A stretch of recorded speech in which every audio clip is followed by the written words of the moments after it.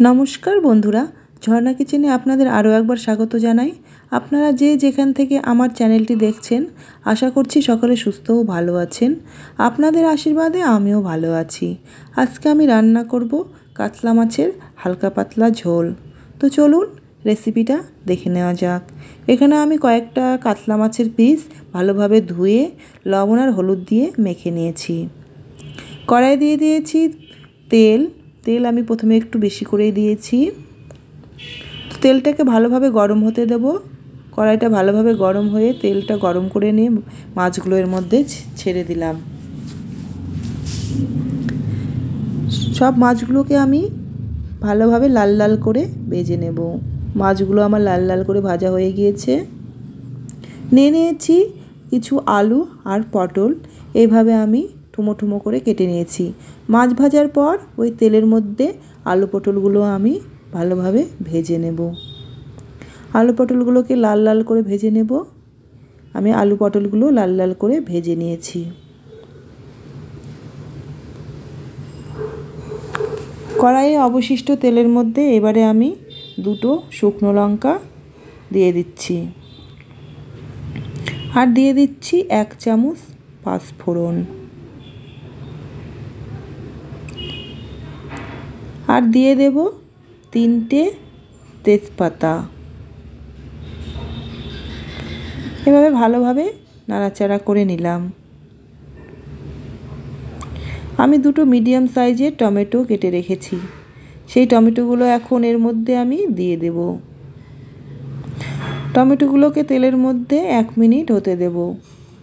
টমেটোগুলো একটু নরম নরম হয়ে গেলে ওর মধ্যে আমি 3 চামচ আদা জিরের পেস্ট আর 1 চামচ শুকনো লঙ্কার পেস্ট দিয়ে দিয়েছি। এবারে আবার মশলাগুলোকে ভালোভাবে নাড়াচাড়া করে নেব।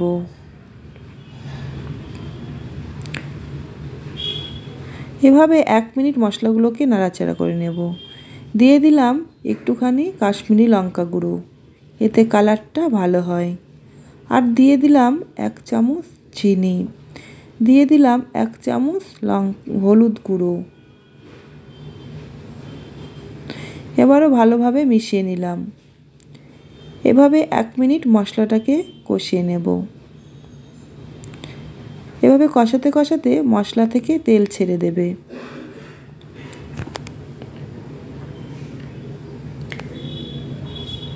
দেখুন মশলা থেকে তেল ছেড়ে দিয়েছে।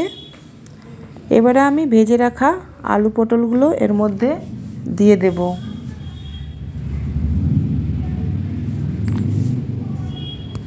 এভাবে আলু পটলগুলোকে আমি ভালোভাবে নাড়াচাড়া করে নেব। দেখুন আবারও আলু পটলের ভেতর থেকে তেল ছেড়ে দিতে শুরু করেছে। এবারে আমি এর মধ্যে জল দিয়ে দিলাম। আমি 3 বাটি মতো জল দিয়েছি। এভাবে গ্রেভিটা যখন ফুটতে থাকবে তখন আমি ভেজে রাখা মাছগুলো এর মধ্যে দিয়ে দেব। আমি মাছগুলো দিয়ে দিলাম।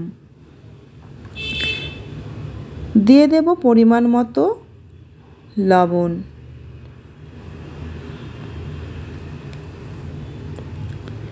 তো এইবারে আমি মাছ আর লবণ দেওয়ার পরে আরও 7-8 মিনিট গ্রেভিটাকে ফুটিয়ে নেব। আমি 7-8 মিনিট ফুটিয়ে নেওয়ার পরে একটু গরম মশলা গুঁড়ো দিয়ে দিলাম।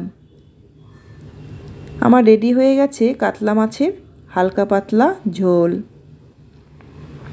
এবারে আমি নামিয়ে নেব। কালারটা খুব সুন্দর হয়েছে, দেখুন খুব সুন্দর কালার হয়েছে, কিন্তু একদম হালকা পাতলা ঝোল। এরকম ঝোল গরমে খাওয়া শরীরের পক্ষে খুবই উপকার। আপনারা ভাতের সঙ্গে এরকম গ্রেভি কাতলা মাছের ঝোল পাতলা ঝোল এভাবে রান্না করে খেয়ে দেখবেন, খুব ভালো লাগবে। রেসিপিটি কেমন লাগলো কমেন্টে অবশ্যই জানাবেন। রেসিপিটি যদি ভালো লাগে একটা লাইক দিয়ে শেয়ার করে আমার চ্যানেলটি সাবস্ক্রাইব করে দেবেন। আর পাশে বেল আইকনটা অবশ্যই প্রেস করতে ভুলবেন না, যাতে পরবর্তী রেসিপিগুলো নোটিফিকেশন আপনাদের কাছে সবার আগে গিয়ে পৌঁছায়। হাজির হব পরবর্তী আবার একটি নতুন রেসিপি নিয়ে। তো বন্ধুরা এতক্ষণ সঙ্গে থাকার জন্য সকলকে ধন্যবাদ জানাই।